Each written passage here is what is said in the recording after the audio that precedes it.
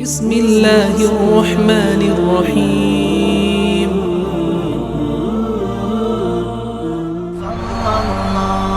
صلى الله صلى الله صلى الله صلى الله صلى الله.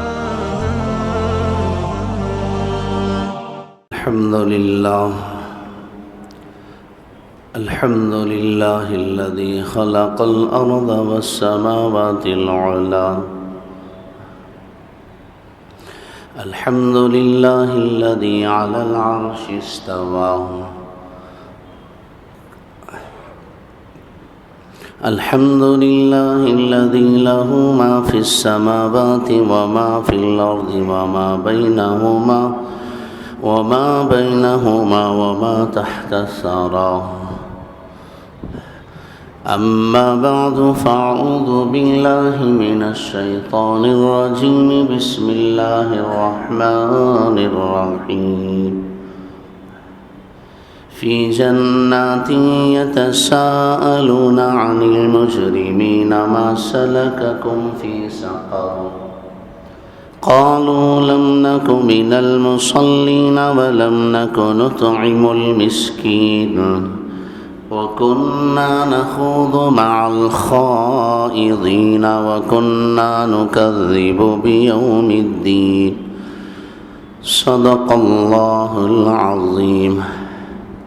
وقال النبي صلى الله عليه وسلم: من أحب لله وأبغض لله ومنع لله وأعطى لله فقد استكمل الإيمان، أو كما قال رسول الله صلى الله عليه وسلم.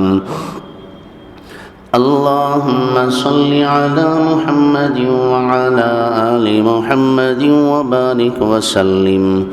اللهم بارك على محمد وعلى آل محمد وبارك وسلم تسلیما کثیرا کثیرا. بزرگان محترم و نوجوانان اسلام و معزز حاضرین، گزشتہ جمعہ حضرات نے سماعت فرمایا تھا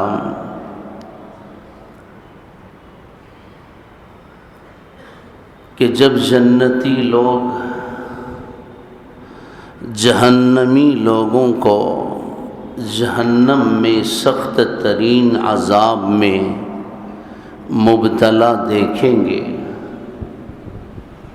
تو جنتی ان سے سوال کریں گے: آخر تمہاری کیا غلطی تھی، کیا جرائم تھے، تمہارا قصور کیا تھا جس کی وجہ سے تم جہنم رسید ہو گئے؟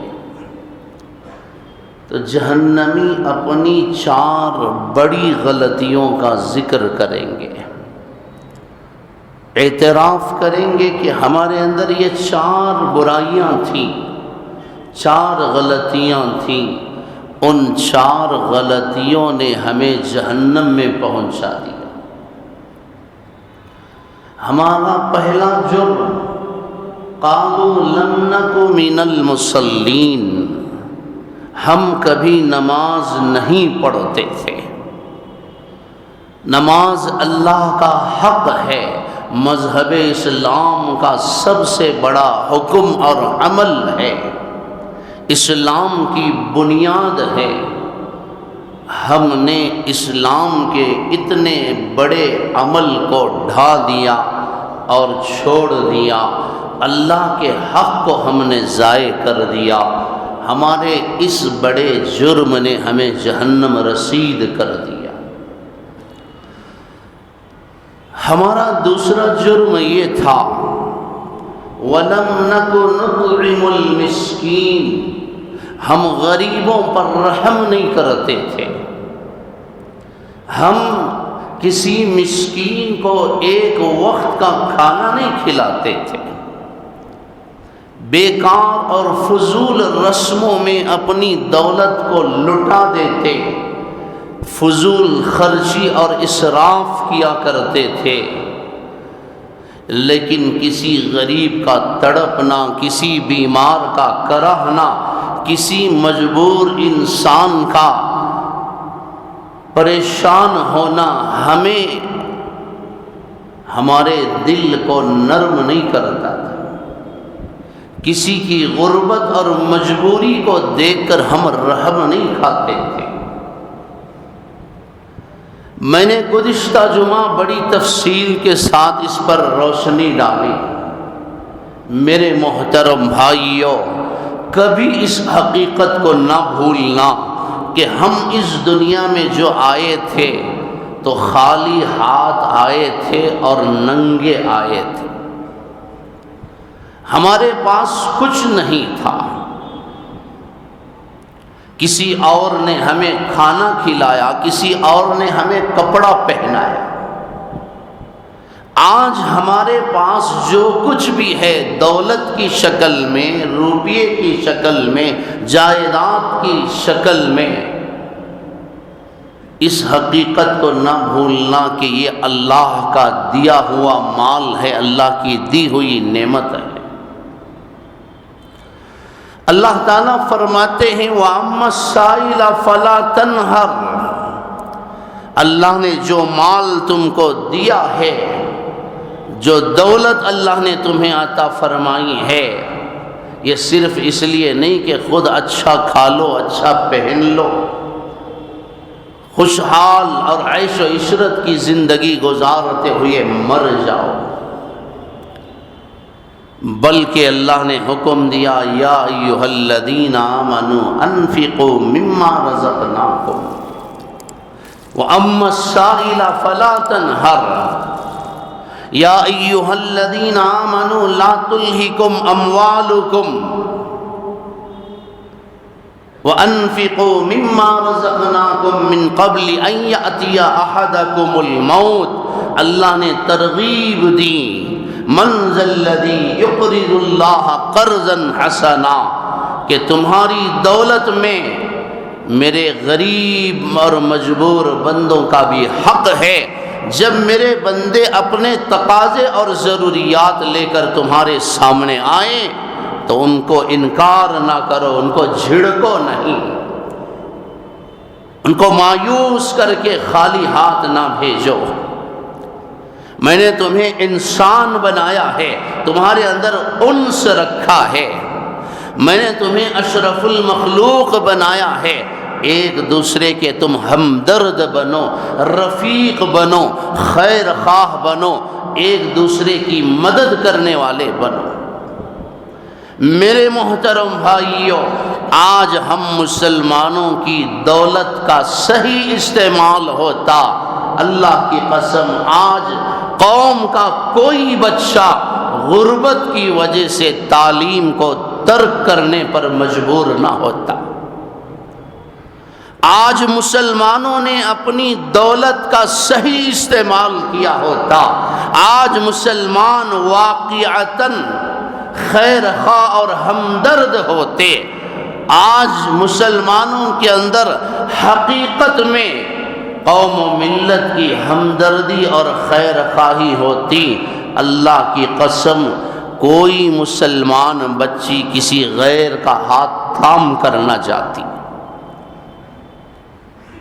واقعتاً آج مسلمانوں کے اندر ایثار کے جذبے ہوتے تو کوئی غریب اسپتال میں بستر مرض پر ایڑیاں رگڑتے ہوئے دوا اور آپریشن کے لیے پیسہ نہ ہونے کی وجہ سے وہ تکلیف کی موت نہ مرتا۔ آج ہم نے اپنی دولت کا بالکل غلط استعمال کیا، اور اللہ کا بھی قانون ہے جو دولت غلط طریقے سے آتی ہے اللہ تعالیٰ اس دولت کو حرام راستوں میں خرچ کر دیتے ہیں۔ جو مال غلط طریقے سے آتا ہے وہ غلط راستوں میں، غلط موقعوں میں، غلط اڈوں میں خرچ ہو جاتا ہے۔ اس مال سے کسی کا بھلا نہیں ہوتا، اس مال سے کوئی فائدہ نہیں اٹھاتا۔ مال حلال کا آیا ہوتا تو خیر کے کاموں میں اللہ تعالیٰ اس مال کو قبول کر لیتے. لیکن کیا کریں، آج مساجد کو پیسہ دے کر، چیک دے کر، دینے والا خود اعتراف کرتا ہے کہ یہ میرا مال حرام کا ہے، میری چیک کو واپس کر دیا جائے. آج اقراری مجرم ہیں. کم بختو، اگر تمہاری دولت حرام کی تھی تو کیا تمہارا ضمیر مر چکا تھا؟ جب تیری دولت حرام کی تھی تو تو نے مسجد کو حرام کا پیسہ کیوں دیا؟ اور افسوس ہے لینے والے ان مردہ ضمیر لوگوں پر. تم نے حرام کے پیسے لیے کیوں اور یہ ذلت کیوں اٹھائی؟ اس طرح ننگے کیوں ہو گئے؟ اگر تم نے حرام کے پیسوں کو ہاتھ نہ لگایا ہوتا اللہ تعالیٰ تم کو اس طرح ذلیل نہ کرتا، اس طرح چرچے نہ ہوتے. تو کیا دے گا؟ اس حقیقت پر غور کر کے اللہ نے تیرے مال کو اپنے گھر کے لیے قبول نہیں کیا. اللہ کسی مالدار کے مال کا محتاج نہیں ہے. جب ضرورت پڑی ہے تو اسلام کی خدمت اللہ نے الم تر کیف فعل ربک باصحاب الفیل وانزل اللہ سکینتہ علیہ وایدہ بجنود لم تروها. اللہ نے پرندوں سے کام لیا ہے. تیری دولت کی اوقات کیا ہے؟ تو کیا اللہ کے گھر کی خدمت اور مدد کرے گا؟ افسوس حرام کا مال دینے والے پر نہیں، افسوس حرام کے مال کی لالچ کرنے والوں پر ہے. وَلَمْ نَكُ نُطْعِمُ الْمِسْكِينَ.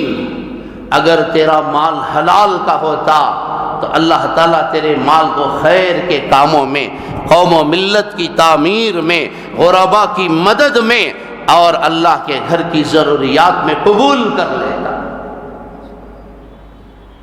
واقعی اگر آج ہمیں قوم کا درد ہوتا تو آج لاکھوں کی تعداد میں یہ بچیاں گھر چھوڑ کر، ماں باپ کو چھوڑ کر اور اسلام کو چھوڑ کر کیوں جاتی؟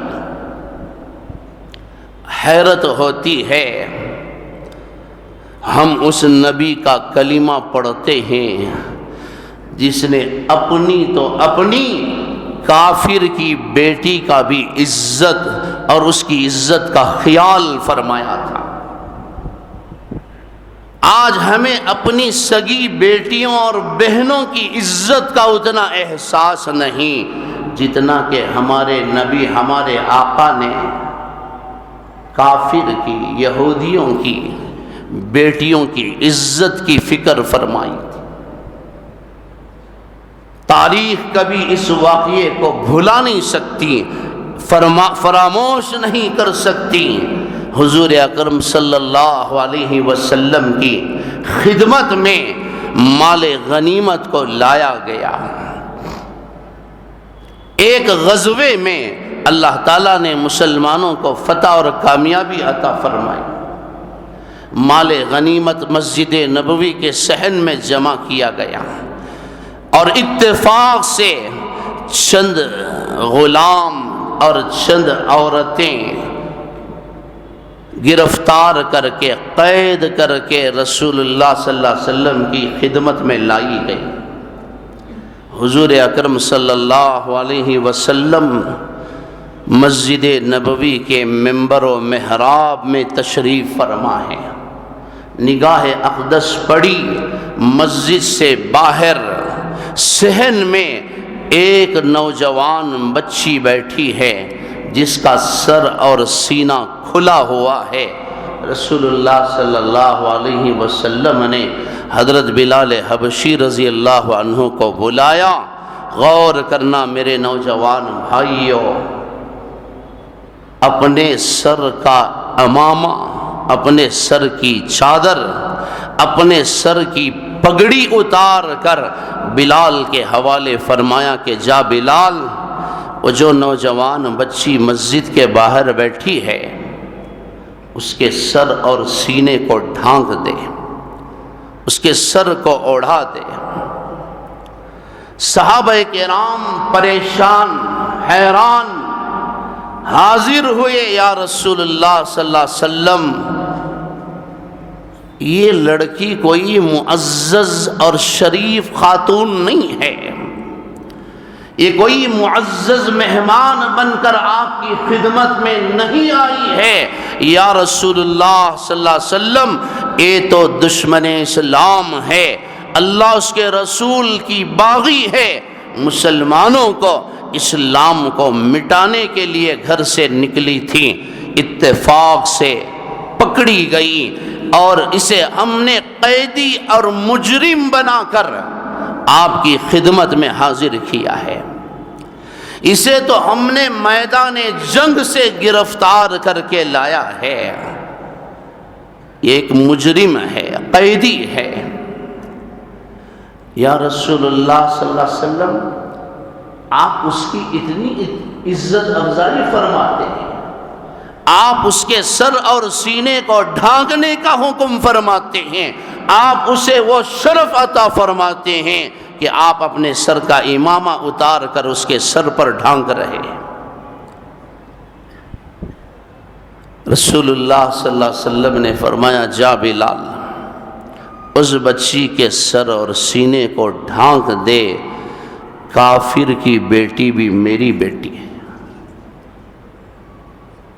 اس کی عزت میری عزت ہے۔ حضرت بلال حبشی رضی اللہ عنہ جا کر اس بچی کے سر اور سینے کو ڈھانکتے، رسول اللہ صلی اللہ علیہ وسلم تھوڑی دیر کے بعد باہر تشریف لائے، دیکھا، پوچھا، نوجوان بچی ہے، بڑی خوبصورت، بڑی حسین و جمیل، اچھا تو کون ہے، کہاں سے آئی ہے؟ اس نے کہا یا نبی اللہ، شاید آپ نے میرے باپ کے نام کو سنا ہوگا، میں دنیا کے مشہور سخی حاتم طائی کی بیٹی ہوں۔ اچھا تو حاتم طائی کی بیٹی ہے، تیرا باپ بڑا سخی تھا، اس کے اندر انسانیت کا درد تھا، اس کے اندر ایثار کے جذبے تھے، وہ غریبوں کا ہمدرد تھا، وہ مجبور انسانوں کی ضرورت کو پورا کرنے والا تھا، اس کے اندر اللہ کی ایک صفت تھی، اللہ سخی ہے، تیرا باپ بھی سخی تھا، اور رسول اللہ سخی ہیں، سخاوت کو پسند کرتے ہیں، تیرے باپ کے اندر نبی کی یہ صفت موجود تھی، وہ سخاوت کو پسند کرتا تھا، وہ انسانیت کا خیر خواہ اور ہمدرد تھا، وہ غریبوں کا مسیحا تھا، وہ بے گھروں کے لیے گھروں کا انتظام کرتا تھا، وہ ننگوں کو کپڑا پہناتا تھا، وہ بھوکوں کو کھانا کھلاتا تھا، وہ غلام اور باندیوں کو آزاد کرتا تھا۔ چل تیرے باپ کی اس سخاوت کی صفت کی آڑ میں، اس کی وجہ سے میں تجھے اتنا اختیار دیتا ہوں، تیرے باپ کی سخاوت کی وجہ سے، تیرے باپ کی اس نیکی کی وجہ سے آج میں تیرا اعزاز کروں گا۔ تیرے باپ نے انسانیت پر رحم کیا، عام لوگوں پر، عام جنتا پر اس نے اپنے مال کو خرچ کیا۔ سنت اللہ، اللہ کا یہ قانون چلتا چلا جائے گا، آج غریب بچوں کا ہاتھ تھامو گے، کل اللہ تمہاری اولاد کی حفاظت کرے گا۔ آج غریب بچی کے گھر کو آباد کرو گے، کل تمہاری بچی کا گھر خوشحال رہے گا۔ آج اوروں کے بچوں کو آباد کرو گے، کل تمہاری آئندہ آنے والی نسلیں آباد ہوں گی۔ تیرے باپ کی سخاوت کی اس صفت کے احترام میں میں تجھے اختیار دیتا ہوں، اگر تو مدینۃ المنورہ میں رہنا چاہتی ہے تو بڑی عزت کے ساتھ، بڑے احترام کے ساتھ تجھے رکھا جائے گا، تو مدینۃ المنورہ میں محمد الرسول اللہ صلی اللہ علیہ وسلم کی بیٹی بن کر رہے گی، تو ابو بکر، عمر، عثمان و علی کی بہن بن کر رہے گی، تو فاطمہ کی بہن بن کر رہے گی۔ اگر گھر واپس جانا چاہتی ہے، بڑے احترام کے ساتھ، اکرام کے ساتھ، بڑے حفاظت کے ساتھ تجھے تیرے گھر کو پہنچا دیا جائے گا، اختیار تجھے دیتا ہوں، ان دو چیزوں میں سے کسی ایک کو پسند کر لے، رہنا چاہتی ہے یا جانا چاہتی ہے؟ اس نوجوان بچی نے کہا، یا نبی اللہ، میں گھر واپس جانا چاہتی ہوں، میرا بھائی عدی بن حاتم میرا انتظار کر رہا ہے۔ اس وقت تک انہوں نے اسلام قبول نہیں کیا تھا۔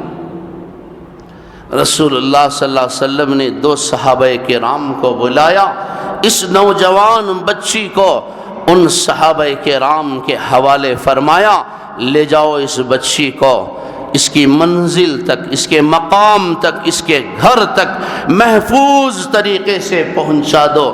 2 صحابہ کرام کا یہ قافلہ اس نوجوان بچی کو لے کر گھر سے مدینۃ المنورہ سے نکلے ہیں۔ 3 دن کا سفر طے کر کے یہ چھوٹا سا مختصر سا قافلہ عدی بن حاتم کے گھر پہنچتا ہے۔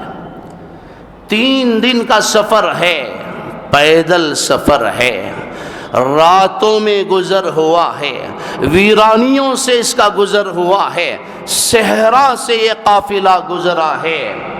3 دن کا سفر طے کر کے عدی بن حاتم کے گھر پہنچتا ہے۔ عدی بن حاتم نوجوان بھائی گھر کے اندر بیٹھا تھا، اس نے دیکھا میری نوجوان بہن غیروں کے ساتھ آ رہی ہے، 2 اجنبی مردوں کے ساتھ آ رہی ہے۔ اس کی غیرت نے للکارا، اس کے ضمیر نے جوش مارا، اس کے اندر غیرت کی آگ بھڑکی، گھر سے باہر آیا، دیکھتا ہے بڑی تیز نگاہوں سے نوجوان بہن 2 اجنبی مردوں کے ساتھ آ رہی ہے۔ یہ تو اس کے لیے زندہ گڑ جانے اور دفن ہو جانے کے مترادف تھا۔ تو ہے آج کے معاشرے پر، آج تم مسلمانوں کو اس کا احساس نہیں ہے۔ آج تم کو فخر ہے کہ میری بیٹی فلاں کمپنی کے مینیجر کے ساتھ اس کی فرینڈشپ ہے، اس کی دوست ہے۔ آج کے بے حیا معاشرے کو فخر ہے، زعم ہے کہ میری نوجوان بیٹی کے دوستوں میں مرد بھی شامل ہیں۔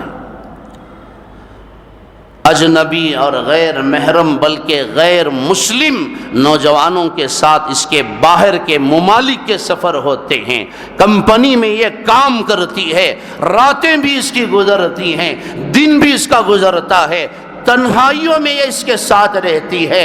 آج کے بے حیا معاشرے کو اس پر فخر ہے، سینہ تان کر چلتے ہیں، شان محسوس کرتے ہیں۔ وہ کافر تھے پھر بھی ان کے اندر غیرت تھی، اور آج ہم مسلمان ہیں لیکن آج ہماری غیرت، ہمارا ضمیر مر چکا ہے۔ اگر غیرت ہوتی، اگر ہمارا ضمیر زندہ ہوتا، اگر ہمارے اندر احساس نہ ہوتا تو کم و بیش پورے ملک کے اندر 20 لاکھ لڑکیاں مرتد نہ ہوتی۔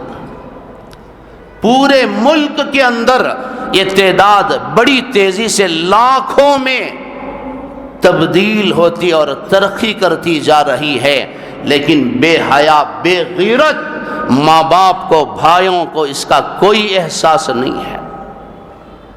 غور کرنا میرے نوجوان بھائیوں، اکثر نوجوانوں کا مجمع ہے، اس مضمون کو بڑی توجہ اور بڑے غور اور ٹھنڈے دل کے ساتھ سوچنا۔ تمہاری ذمہ داری صرف ہاتھوں میں کڑے ڈال کر اور گلے میں چین ڈال کر، لمبے چوڑے بال چھوڑ کر، بے ڈھنگا لباس پہن کر خونخواروں، قاتلوں اور روبداروں کے پیچھے پھرنا نہیں ہے۔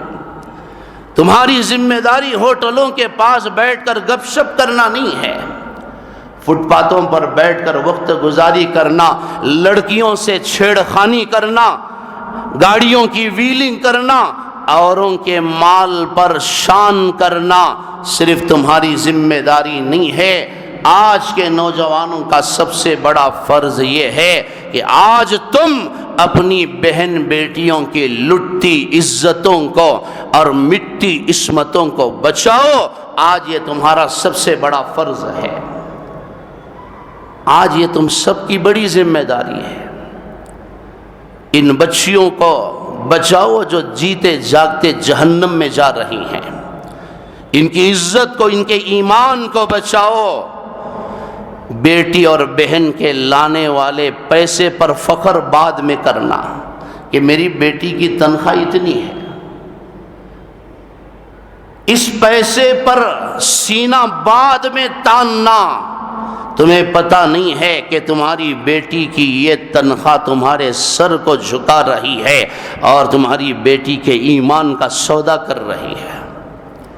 تمہیں احساس کرنا ہوگا کہ جس بیٹی کی دولت کے لقمے تم کھاتے ہو، وہ لقمہ کھاتے ہوئے ذرا ضرور سوچنا کہ پتہ نہیں میری بیٹی کی راتیں کہاں اور کس کے ساتھ گزر رہی ہیں۔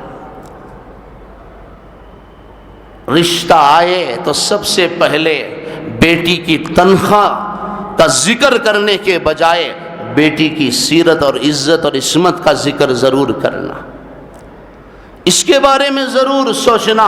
اور شادی کرنے والے نوجوان بھی آنے والی لڑکی کی دولت کو نہ دیکھو۔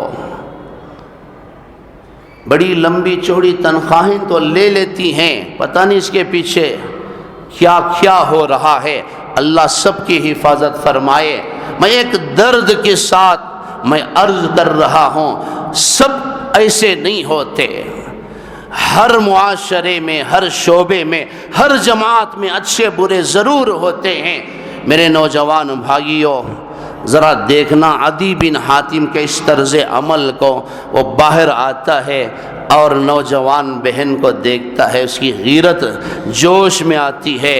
سب سے پہلا سوال اس بچی سے اس نوجوان بھائی نے یہ نہیں کیا کہ بہن تو کہاں رہی، تو نے کیا کھایا، تیرے رات دن کہاں گزرے۔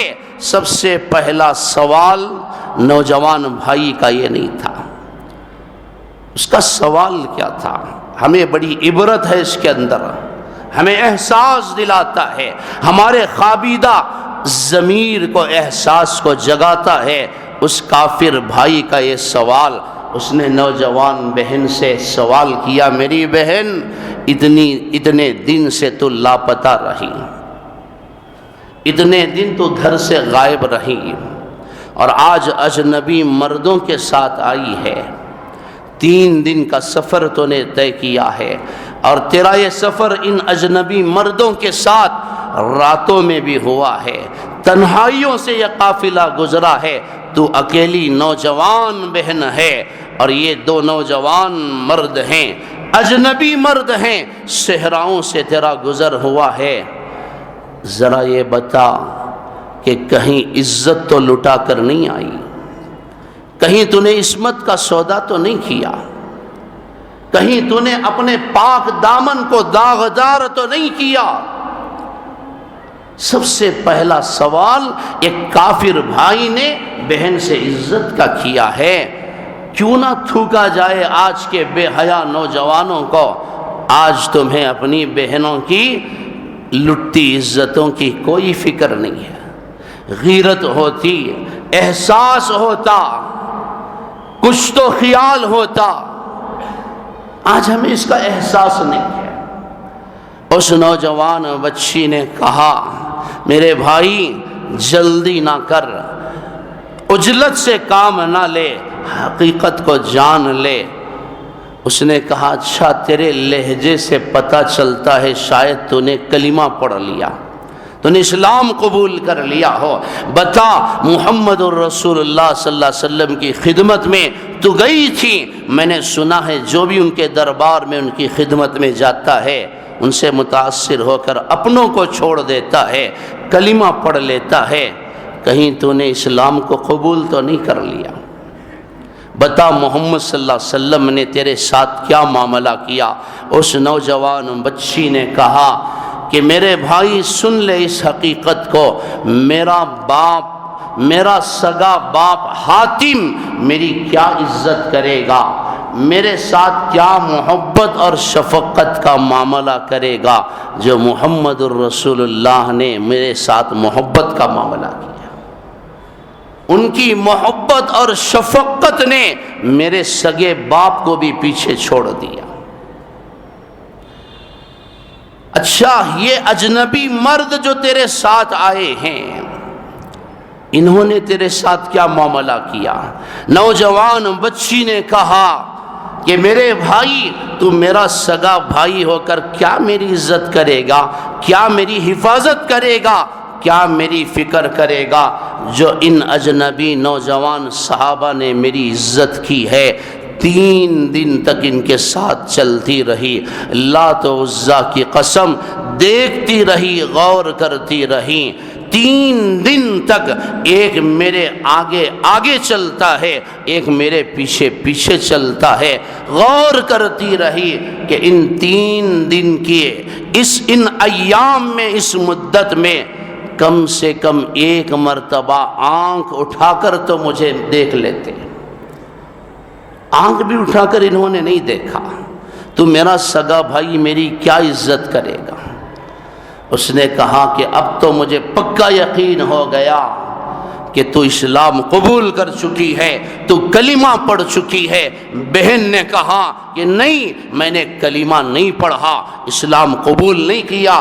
بھائی نے کہا تھو ہے تیرے اوپر، جب محمد الرسول اللہ نے تیرے ساتھ یہ احسان کیا اور ان نوجوان صحابہ نے تیری اتنی عزت کی تو کلمہ پڑھے بغیر آئی ہے، اسلام قبول کیے بغیر آئی ہے۔ تو بہن نے کہا بھائی عجلت سے کام نہ لے، جلدی نہ کر، کلمہ تو پڑھنا چاہتی تھی، ان کے دربار میں پہنچ کر کون خالی ہاتھ واپس آتا ہے؟ ان کے قدموں میں حاضر ہو کر کون واپس آنا چاہتا ہے؟ لات و عزیٰ کی قسم اسی وقت کلمہ ایمان اسلام میرے دل میں داخل ہو گیا جب محمد الرسول اللہ کی چادر میرے سر پر ڈالی گئی۔ کون وہاں سے واپس آنا چاہتا ہے؟ کلمہ تو پڑھنا چاہتی تھی، اسلام قبول کرنا چاہتی تھی، لیکن 2 چیزوں نے، 2 باتوں کے خوف نے مجھے کلمہ پڑھنے سے روک دیا۔ وہ 2 باتیں کیا ہیں؟ کس بات کا خوف تھا اس بچی کو؟ کن چیزوں نے روکا اس بچی کو کلمہ پڑھنے سے؟ انشاءاللہ اس کی تفصیلات آئندہ جمعہ آپ حضرات کی خدمت میں عرض کروں گا۔